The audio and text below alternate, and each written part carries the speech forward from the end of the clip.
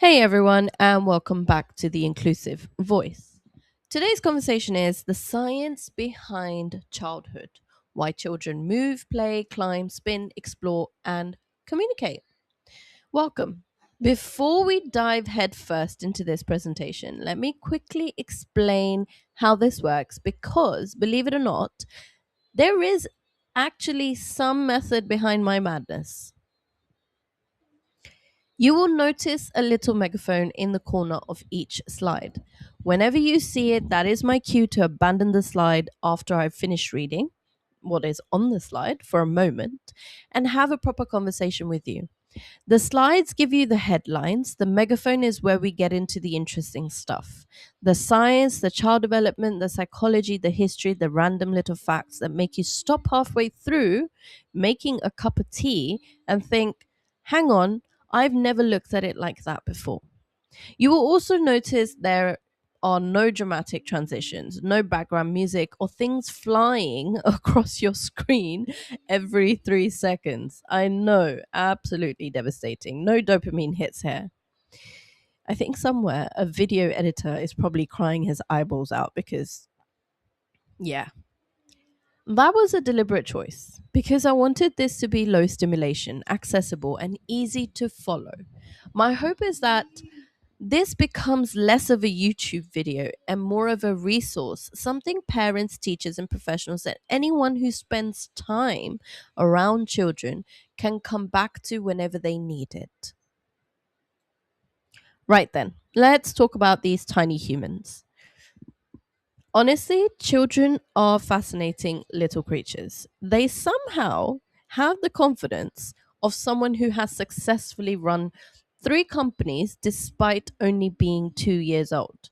They will confidently hand you a pretend cup of tea made from mud, insist it is delicious, then immediately lick the supermarket floor because, well, apparently that's today's life choices. They ask approximately 6,000 questions before lunch, somehow own 17,000 tiny bits of plastic that hurt more than stepping on Lego, and can turn a room that took you 2 hours to tidy, or even more, into what looks like the aftermath of a Category 5 hurricane in under a minute. Then they look at you as if they deserve a standing ovation. Now, here's the interesting bit. Children have always done these things for thousands of years. What has changed is not children, it is us. Every generation has viewed childhood through the knowledge it had at the time. Thousands of years ago, survival came first. Children often worked alongside adults because families needed everyone to survive. As society grew, children were expected to be obedient, respectful, and fit into the world adults had already created. Curiosity was not always celebrated. Questioning adults certainly did not get you a gold star. I mean, you've heard the term don't question your elders. Many of the ideas we still carry about what children should and shouldn't do did not appear overnight. They have been passed down from one generation to the next, often without anyone stopping to ask why. Thankfully, human beings are also incredibly curious at times. Science, medicine, and psychology and neuroscience have kept asking questions. And instead of asking why won't this child behave, we slowly started asking what is this child trying to communicate? Now that one question has changed a lot of mindsets. We begin to understand that movement is not just movement. Play is not just play. Behavior is rarely random. Long before children have the words to explain what is happening inside them, their brains and nervous systems are already communicating through movement, facial expressions, play, emotions, and behavior. Now, before anyone gets too excited and thinks I'm about to give every child permission to redecorate the living room with yogurt because, it's good for their nervous system, absolutely not. Boundaries still matter, safety still matters, learning how to live alongside other people still matters. Understanding behavior is not the opposite of teaching behavior. It is what makes teaching behavior far more effective. Throughout this presentation, we are going to explore how children develop through movement, play, sensory experiences, relationships, and communication.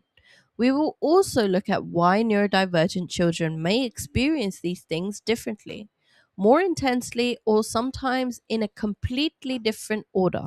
This is not just a conversation about autism, it is a conversation about childhood because every child has a developing brain, every child has a nervous system, and every child is trying to make sense of the world around them. So rather than saying, how do I stop this behavior? I'd like us to become curious enough to ask a different question. What is this child trying to learn, communicate, or achieve? Because once we understand that, movement starts making sense, mess starts making sense, behavior starts making sense, and perhaps children start making a little bit more sense too. So let's begin. Behavior is communication. Every child communicates through behavior long before they can fully explain with words. Behavior may reflect curiosity, joy, frustration, fear, sensory experience, physical pain, trauma, anxiety, disability, neurodivergence, illness, or simply a stage of development. Some children communicate easily through speech, which is what we recognize. Others communicate through movement, play, facial expressions, and actions of behavior that we struggle to recognize and is in development. Let's just say that we're still learning this. Every child is communicating. Our job is to understand what they are trying to say. Behavior is rarely random, it has a meaning. Right, let's talk about behavior. Honestly, I think behavior has one of the worst PR teams in history. Honestly, seriously. The moment a child does something unexpected, adults seem to develop magical powers. Within about 3 seconds, we have already decided they're naughty, they're attention seeking, they're manipulative, they're stubborn, or testing boundaries. It is genuinely impressive. I mean, CSI can't solve a crime that quickly, yet somehow we have diagnosed an entire child's personality before they've even finished throwing the cereal across the kitchen. Now, sometimes children are testing boundaries. That is part of being a child. The problem is when we stop there. Because behavior didn't just wake up one morning and decide, you know what, today I fancy causing absolute carnage. Behavior nearly always has a reason. The tricky part is that children don't always have the words to tell us what their reason is. Think about babies for a second. Nobody expects a 6 month old to politely announce, excuse me, mother, I appear to be experiencing a degree of gastrointestinal discomfort. They cry, they wriggle, they arch their back, they cling, their body communicates long before language ever does. That doesn't suddenly stop because a child turns 4, 8, or 12. In fact, let's be honest and real. Plenty of adults, you and me, still communicate through behavior instead of words. We slam doors, go unusually quiet, stress clean the kitchen at midnight, eat an entire packet of crisps or biscuits or a tub of ice cream while saying, I'm not stressed, or reply with, fine, in a way that clearly means the complete opposite.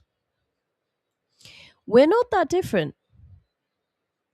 Children simply have less experience understanding what is happening inside their own brain and body. Now, where it becomes really interesting. No two children begin life from the same place. One child is exploring because they feel completely safe. Another is exploring because that's how their brain learns best. Another is autistic and their nervous system is processing every sound, light, and smell at the same time. And this is fact. Another has ADHD and their thoughts are traveling faster than the speed of light. Another lives with a disability or chronic illness and is communicating pain or fatigue.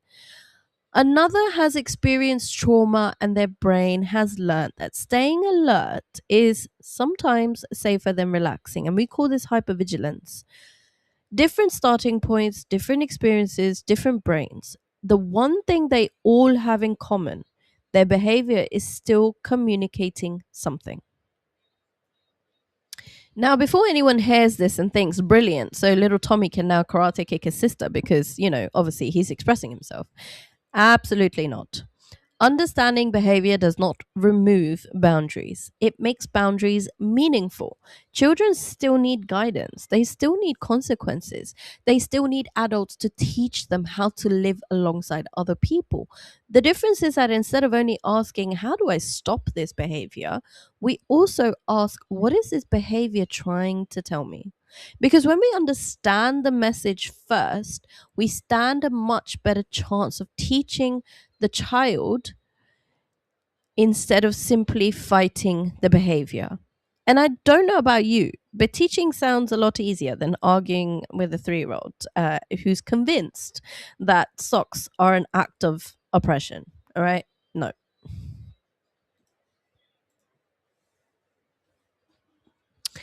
Why mess and movement can feel regulating. Some behaviors that look chaotic to us may actually help a child's brain and nervous system organize, regulate, and learn. Movement, climbing, jumping, throwing, tipping, carrying, pushing, pulling, or making a mess may help some children. Regulate their nervous system, release built up stress or tension, process sensory information, improve body awareness, which we call proprioception, feel calmer or more organized, meet a sensory or developmental need. Children experience this differently. Some neurodivergent children, particularly autistic children, and those with ADHD or sensory processing differences, may seek these experiences more frequently and repeatedly and more intensely. This is not simply bad behavior, it is often the brain and the nervous system trying to regulate. Important. This is not about saying every child experiences movement in the same way. They don't. Every brain, body, and nervous system is different. My hope is simply that by understanding why children seek movement, adults become a little more curious and a little less reactive. Understanding should never replace boundaries, it should help us respond with greater compassion, dignity, respect, and giving the toddler or the child in front of you autonomy. Right, I want you to picture the scene. You've just spent 2 hours cleaning the house. Everything looks beautiful. The floor is sparkling, the toys are away, you finally found the television remote after it mysteriously disappeared for 3 days or a week. For one glorious moment, life feels organized. Then a child arrives. 5 minutes later, there are cushions everywhere. Every toy has somehow escaped its box. Somebody is upside down on the sofa pretending to be a dinosaur, and that is a safety hazard in itself, and you don't know what to do. And you're wondering whether your house has just been burgled by a very small, highly energetic criminal. Honestly, children can create chaos at a speed that should probably be studied by NASA. Now, our adult brains usually look at that and think, please just stop. I've been there one too many times. Trust me, I understand. Which, to be fair, is a completely reasonable response when you've just found Play Doh in places that really shouldn't contain Play Doh. But here's the interesting part. Children don't usually wake up in the morning thinking, today I'm going to make life as difficult as possible and I choose violence.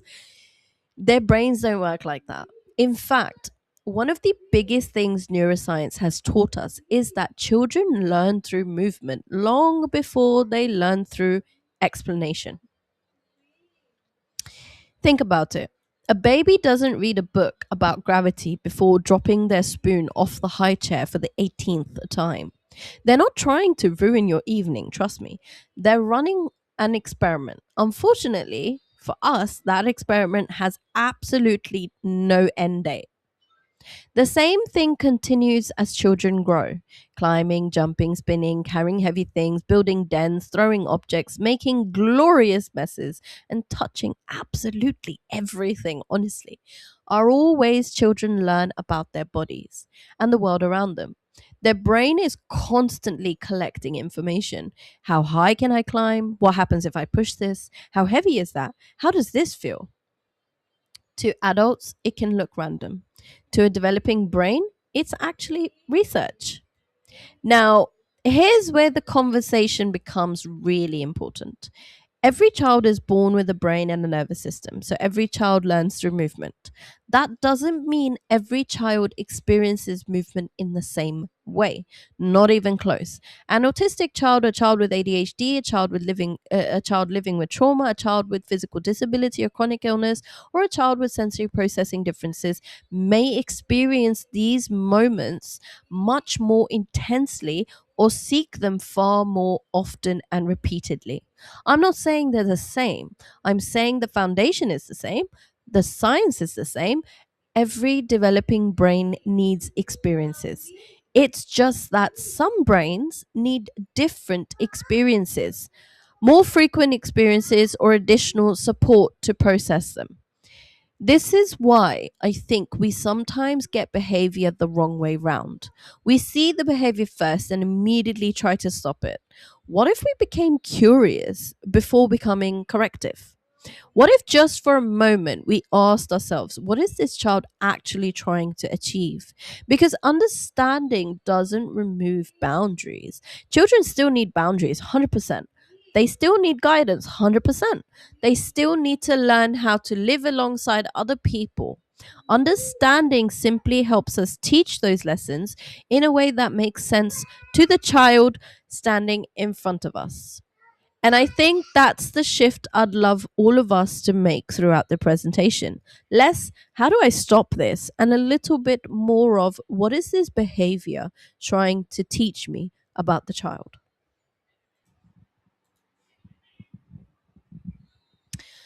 Now, I've asked this question a gazillion odd times, and I've heard other parents ask this as well. But my child hates mess, so why do they make it? Some children, particularly autistic children, can become distressed by clutter, mess, or sensory experiences they did not choose. Please remember that word, or cannot control. That one as well.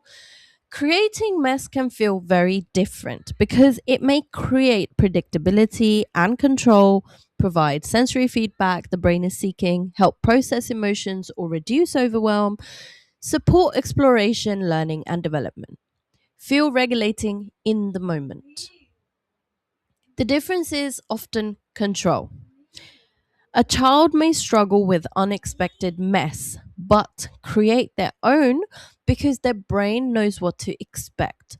Understanding the reason helps us respond rather than simply react. Right. This one absolutely fascinates me because on the surface it makes absolutely no sense. Parents will say, my child can't cope if there's one sock on the floor. Fair enough.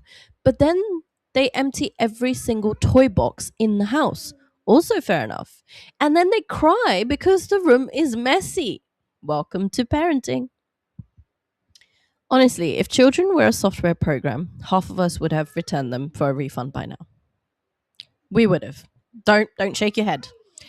But here's the thing, to us, it's all just mess. To the brain, it isn't. There's a huge difference between walking into a situation you didn't choose and creating one yourself. Do you understand? Think about your own house. Imagine you came home from work and discovered someone has rearranged your kitchen. The plates are somewhere else, the kettle has disappeared, your favorite mug is missing. Someone proudly tells you, don't worry, I organized it for you. You're probably not feeling that grateful. Now, imagine you decided to redecorate your kitchen yourself. The cupboards are empty, everything's everywhere, it looks like absolute carnage. Same mess, completely different feeling. Why? Because you were in control. Children's brains work in a very similar way. Many autistic children, children with ADHD, sensory processing differences, trauma, or anxiety can find unexpected sensory experiences incredibly overwhelming.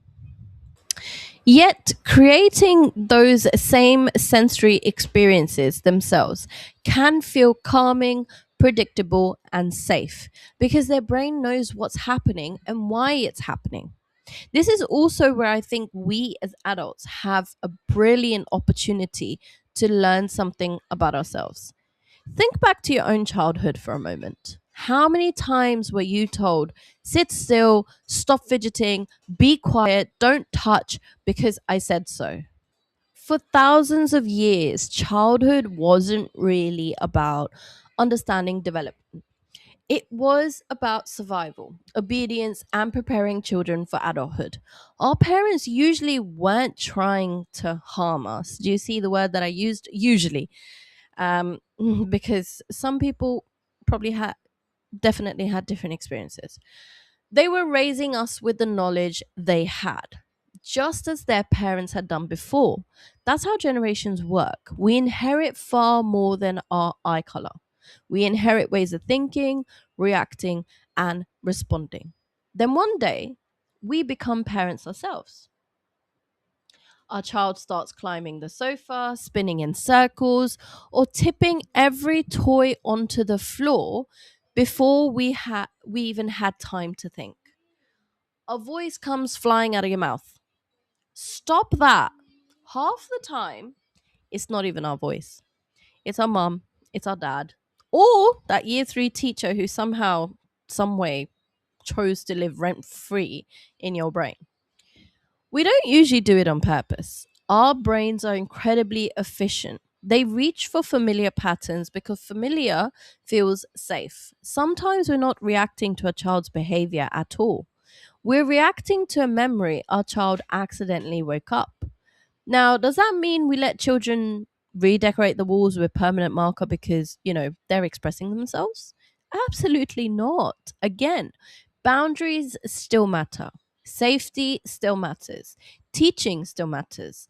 Understanding behavior doesn't replace guidance, it improves it. So instead of only saying stop climbing the bookshelf, we might ask, what is the bookshelf giving them? If it's movement, perhaps there's a safer place to climb. If they're throwing the television remote, perhaps they need something that's actually designed to be thrown. If they're ripping every toy onto the floor, perhaps they're exploring, looking for sensory feedback, or trying to create predictability in a world that often feels very unpredictable. We're not ignoring the behavior, we're understanding the message behind it so we can teach a safer alternative. And I think that's one of the most beautiful things about learning child development. Yes, we begin to understand our children better, but somewhere along the way, we usually end up understanding ourselves as well. Maybe breaking generational cycles isn't about blaming the generation before us. Maybe it's slightly about learning one thing they didn't know, teaching one thing they never taught, and leaving the next generation with a little more understanding than we inherited ourselves. Understanding sensory needs. Every child experiences the world through their senses. For some children, particularly autistic children and other neurodivergent children, those sensory experiences may be much more intense, reduced, or processed differently. Sensory seeking and sensory avoidance are not random. They're often the brain and the nervous system trying to feel safe, regulated, and organized. Understanding sensory needs helps us respond with curiosity, support, and appropriate guidance rather than assumption. Let's talk about sensory needs because somewhere along the line, this phrase becomes incredibly popular whilst simultaneously becoming one of the least explained things in child development. We've all heard someone say, oh, they're sensory seeking. Brilliant. What does that actually mean? Because unless your child is wandering around B&Q looking for discounted wallpaper samples, they're probably not literally seeking sensory, right? The reality is much simpler. Every single second of every single day, your brain is collecting information. It's listening to sounds, noticing light, feeling your clothes against your skin, working out where your body is in space, whether you're hungry, tired, too hot, or too cold. The incredible part is that most of us don't even notice because our brain filters the majority of that information automatically. Imagine if it didn't. Imagine every conversation in a cafe arriving in your ears at the exactly same volume, every light feeling painfully bright, every clothing label scratching like sandpaper, every perfume demanding your attention. Or imagine the opposite. Imagine your brain wasn't getting enough information, so you constantly needed to move, climb, choose, spin, or touch things that just to feel where your own body was. That isn't a child being difficult or naughty. That's a nervous system trying to do its job. Now, I can already hear someone saying, well, we never had sensory needs in my day. Actually, we did. We just didn't call them sensory needs. We called them children being naughty, lazy, fidgety, attention seeking, disobedient, defiant, or my personal favorite, stop crying or I'll give you something to cry about. The children didn't suddenly appear in the 21st century with brand new brains. Human brains haven't changed that quickly. What has changed is our understanding. Neuroscience, psychology, and child development have given us better language to describe things that have always existed. The behavior isn't new, our knowledge is. This is also why I always say sensory needs aren't exclusive to autistic children. Every single human has a sensory system. We all have preferences. Some people can't deal with loud chewing, others need complete silence to sleep, some can't cope with itchy clothing labels, some can't concentrate without music. That's your sensory system too. The difference is one of intensity, frequency, and impact. Many autistic children, children with ADHD, sensory processing differences, some disabled children, and children who've experienced trauma experience sensory information very differently. What feels like a tiny irritation to one child can physically be overwhelming to another. Equally, what barely registers for one child may be exactly the input another child's brain is searching for. This is why understanding sensory needs changes the question completely. Instead of asking, how do I stop this behavior? We begin asking, what is this child's nervous system trying to achieve? Because once we understand the need, we can teach safer, healthier ways of meeting it. And perhaps that's what learning is really about. Not pretending previous generations didn't love their children. They absolutely did. They simply understood less than we do today. Just as one day our own children will probably look back at us and say, can you believe that's how they used to do it? And I honestly hope they do, because if every generation knows a little more than the one before it, then children are the ones who benefit ultimately. Proprioception, body awareness. Proprioception is the body's ability to know where it is in space without looking. It helps children judge body position, movement, balance, pressure, force. When a child is seeking proprioceptive input, you may notice crashing into furniture or people, pushing, pulling, or climbing, carrying heavy objects, throwing objects, jumping, or rough play. These activities can help the brain and the nervous system feel more organized, regulated, and aware of the body. Now, I'm about to teach you a word that sounds like somebody sneezed halfway through saying it. Proprioception. Bless you. Honestly, whoever named these things clearly wasn't thinking about parents trying to pronounce them after 3 hours of sleep and high on caffeine.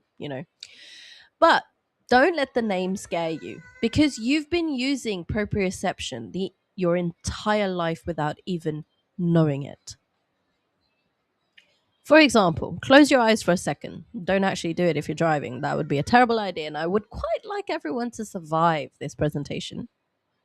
Now, without looking, touch your nose. How did you know where your hand was? You weren't staring at it. You didn't measure the distance.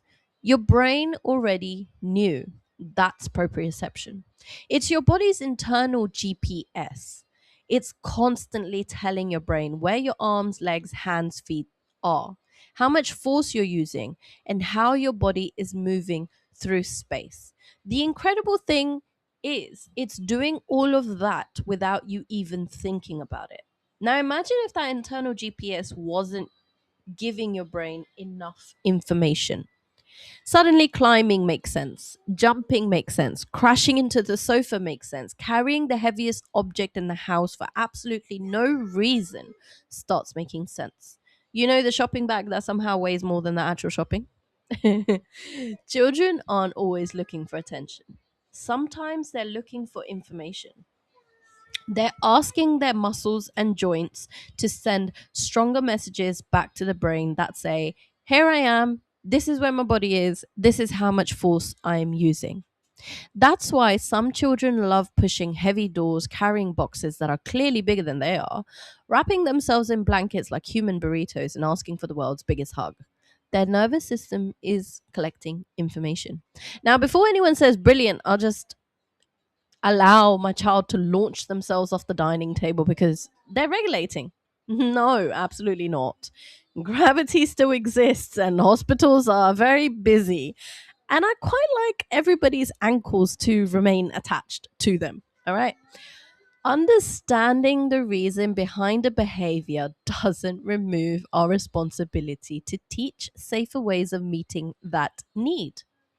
If a child needs heavy work, perhaps we let them carry the shopping instead of the television.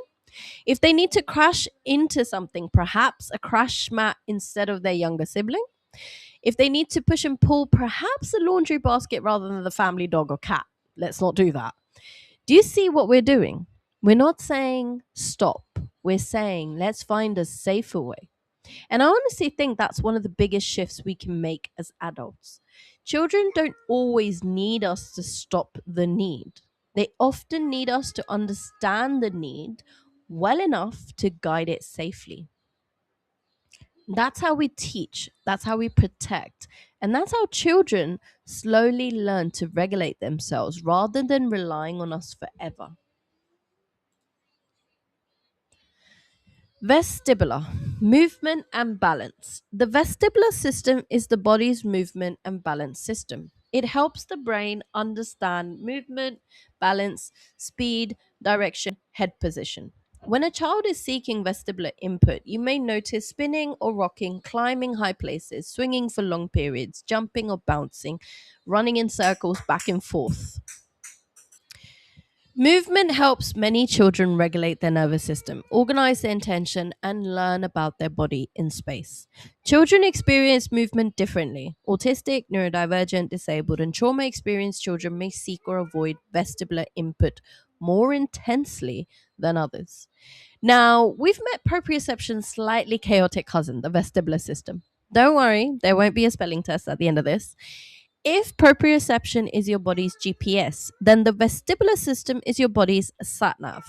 It's constantly working out whether you're moving, how fast you're moving, whether you're upside down, spinning, climbing, falling, or standing still. Basically, it's the reason you don't fall over every time you sneeze, although some mornings are definitely questionable, you know. Think about babies for a moment. Have you ever noticed they don't spend much time laying perfectly still, thinking about life? They're rolling, crawling, rocking, standing, falling over, standing again, falling over again.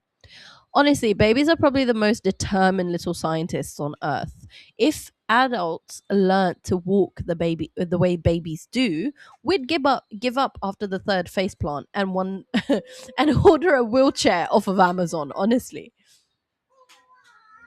Children move because movement teaches brain.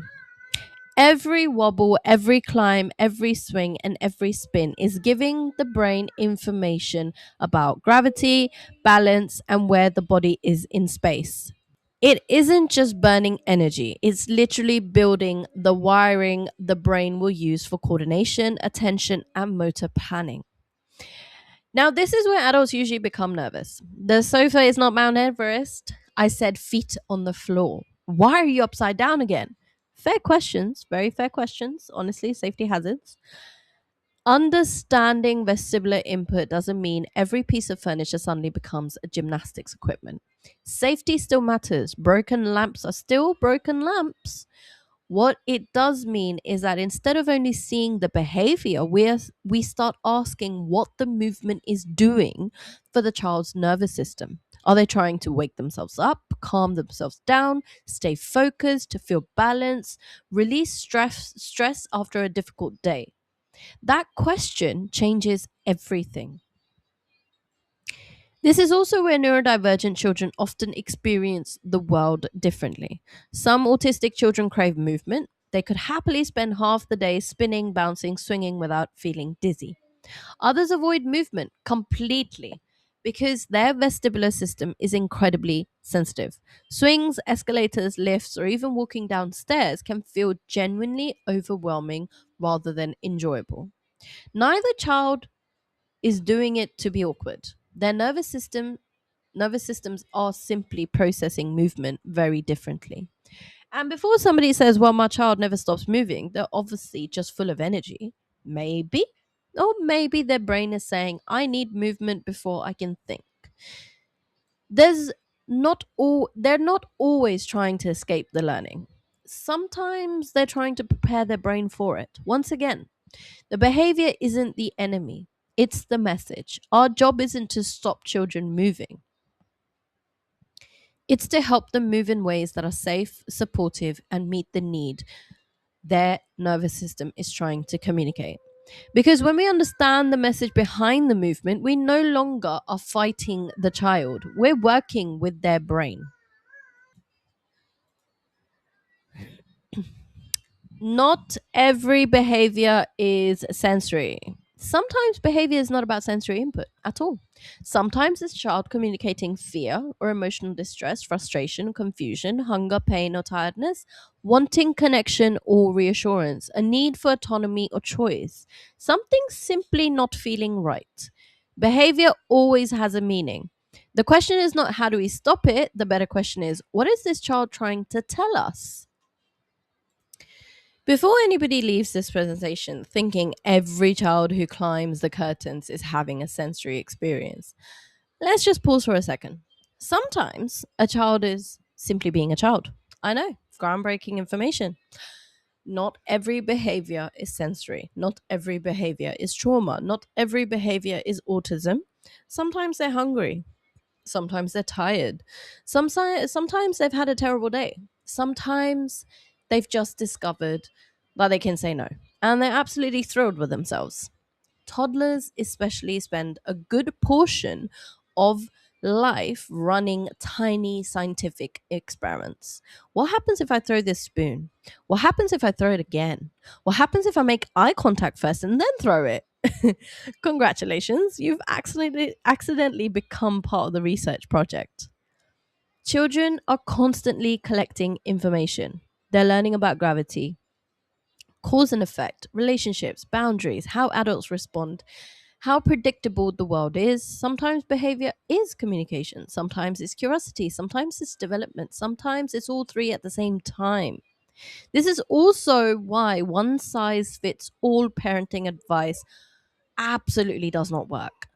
If every behavior had exactly the same cause, every child would need exactly the same solution. They don't. Which brings us back to something we've talked about throughout this presentation. Curiosity, instead of asking, how do I stop this? Perhaps we ask, what happened before this? What changed? How long has this been happening? Is this new? Does it only happen here? Is my child trying to gain something or escape something? Those questions tell us far more than the behavior itself ever could. Sometimes the answer will be sensory, sometimes it'll be emotional, sometimes developmental, sometimes medical. Sometimes it will simply be that they're exhausted because they decided 4:37 in the morning was a perfectly reasonable time to start the day.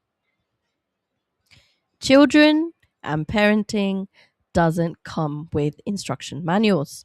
Trust me, if they did, somebody would have lost them by now. Trust me, it would have been gone. The point isn't to become detectives hunting for the one perfect answer. It's to become curious enough that we don't jump to conclusions. Because the behavior you see is usually the final sentence of a conversation the nervous system has been having long before anyone else noticed. And once we stop asking what's wrong with this child and we start asking, what is this behavior communicating today? We stop reacting, we start understanding. And I genuinely think that's where better parenting, better teaching, and better support overall begins. Before you respond, before responding to a behavior, pause and ask yourself, what might my child be trying to communicate? What happened just before this? Is this about a need or simply a boundary? Am I responding to my child or reacting from my own childhood? What can I teach instead of simply stopping? Understanding does not remove boundaries, it helps us teach them with connection, respect, and dignity. I'm about to ask you one of the most uncomfortable questions in this entire presentation. Don't worry, I'm asking myself the exact same question, and I've done so multiple times. When your child does something that instantly winds you up, who are you actually responding to? Your child or the little version of you? Because here's something fascinating that neuroscience has shown us: our brains are prediction machines. They're constantly comparing today's situation with yesterday's experience, which means when your child does something, your brain isn't just seeing your child. Sometimes it's replaying your own childhood before you even realized it. Your toddler jumps on the sofa and suddenly you hear, "Get down, stop that. What did I just tell you?" Only it isn't your voice. It's your mum's, your dad's, or your grandmother's, or the teacher from year three who seemed personally offended by happiness. The point is, memory isn't just something we remember, it is something we repeat. Not because we're bad parents, not all of us, but some of us can be.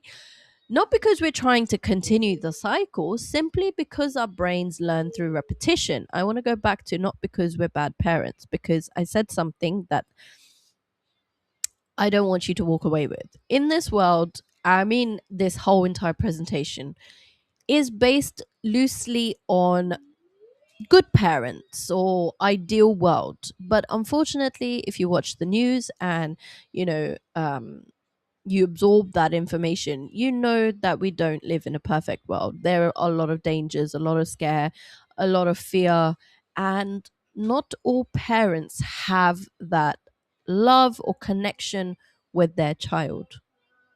So that's why I've emphasized many times in this presentation children with trauma, children who start at a different point in life. Um, so, yeah, just bear that in mind when I said that. Okay, if nobody taught us another way, how would we magically invent one? That's why I don't like the phrase break the cycle, because it sounds as though one day you wake up, drink a cup of tea, announce a cycle broken, and carry on with your Tuesday. Unfortunately, brains don't work like that. Cycles aren't broken, they're replaced. Every single time we pause, every single time we choose curiosity over automatic reaction, every single time we ask, what is my child trying to tell me? Instead of, how do I stop this? We're building a completely new pathway in our brain. And here's the really beautiful part. Whilst we're teaching our children, they're quietly teaching us too. They're showing us where we became impatient, where we became frightened, where we became overwhelmed, where old beliefs we didn't even know we carried suddenly appear. Sometimes our children don't trigger our anger, they trigger our memories, and memories can feel incredibly convincing, especially when they've been traveling through families for generations. Thousands of years ago, children were expected to survive. Later, they were expected to obey. Later, still, they were expected to perform. Now we're slowly beginning to understand they also need to be understood and have their own autonomy. That's an enormous shift in human history, and we're living through it. That doesn't mean children suddenly have no boundaries. Absolutely not. Children need guidance, children need structure, children need adults who can confidently say no. The difference is how we get there. Because understanding the reason behind a behavior doesn't mean we ignore it. It means we teach a better alternative. Instead of saying, stop climbing, perhaps we can say, I can see your body needs to move. Let's find somewhere safe. Instead of stop shouting, perhaps I can hear you're overwhelmed. Let's work out what's happened. Did you notice what changed? The boundaries stayed exactly the same. Only the relationship changed. And I honestly think that's what reparenting really is. Not becoming a perfect parent. There is no such thing. Not pretending our childhood never happened. It's simply noticing when yesterday starts parenting today's child and gently choosing something different. Because every time we do, our children aren't the only ones growing. We are too. Boundaries and being human. Understanding changes how we teach. Every child needs boundaries. Autistic, ADHD, disabled, traumatized, and neurotypical children all need guidance. The difference is that some children may need boundaries taught in different ways, at different speeds, with different supports. The destination is the same. The route may look different. Connection and consistency work together. A child who is overwhelmed cannot always learn in that moment. Sometimes they first need to co regulate safety or support before they can process the lesson. Once their nervous system feels calmer, boundaries become easier to understand, practice, and remember. Progress over perfection. No parent, no teacher, no professional, no child gets it right every time. Honestly, they don't. Learning happens through repetition, repair, patience, and relationship. Right, let's address the elephant in the room. Because every time people hear words like co regulation or connection, somebody somewhere immediately panics. So we're just letting children do whatever they want now. No, absolutely not. Otherwise, we'd all be living with toddlers running parliament. And if I'm being honest, I'm not convinced the debates would be much different than what they are now. Children need boundaries, every single child. That never changes. What changes is how we help understand those boundaries. Think about learning to ride a bicycle. Some children hop on, they're off, others wobble, some need stabilizers, some need somebody holding the seat, some are still convinced the bicycle is trying to murder them. Do we say, well, everybody else managed it, so good luck? Of course we don't. We change how we teach. The exact same thing applies to emotional learning. A neurotypical child might hear, please stop throwing, and immediately understand. An autistic child might still be trying to process the noise in the room, the label scratching their neck, the fluorescent light buzzing above, and the fact that their body desperately needs movement. The boundary is still there. Throwing isn't suddenly safe. The difference is that before we teach the boundary, we might first meet the need. Let's throw beanbags outside. Let's push the wall. Let's carry something heavy. Let's jump 10 times. Now the nervous system is calmer. Now the brain is available for learning. There's something neuroscience has shown us again and again. When the nervous system is in survival mode, the parts of the brain responsible for reasoning, problem solving, and learning become much less available. A regulated brain learns more effectively than a dysregulated one. That's why the phrase, they know better, isn't always the right question. Sometimes they do know better, they simply couldn't access it in that moment. We've all experienced that. Have you ever walked into a room and completely forgotten why? Have you ever said something in frustration that you instantly regretted? Have you ever been so stressed you couldn't remember your own phone number? Exactly. Now imagine your brain is still developing. That's childhood. And that's why boundaries aren't simply about saying no, they're about teaching. Here's what you can do instead. Because the goal has never been obedience, the goal is independence. We don't want children who behave because we're watching. We want adults who make good decisions because one day we won't be. And I honestly think that's the biggest shift this generation is making. We're moving away from asking, how do I control this child? Towards asking, how do I teach this child the skills they'll need when I'm no longer beside them? That doesn't lower expectation, it raises the quality of how we teach. Quantity over quality. Quality over quantity. Sorry, I got that backwards. Quality over quantity. That is what I was trying to say. This is the final slide. Trust me. After this, you won't hear my voice. Thank you for watching. Before we finish, I want to explain why this presentation included every child instead of focusing only on autistic or neurodivergent children. The answer is simple. Because every child deserves to be understood. Every child develops, communicates, and experiences the world differently. My hope is that e- even if even a few parents, carers, or professionals leave this presentation and instead of immediately reacting to a behavior, stop for a moment and ask, what is this child trying to tell me? Then this conversation has been worthwhile. That one small pause could be the difference between a child feeling misunderstood and a child finally being seen. Sometimes that pause leads to a better communication. Sometimes it helps a parent realize their child may need additional support. Sometimes it leads to an assessment that may never have happened otherwise.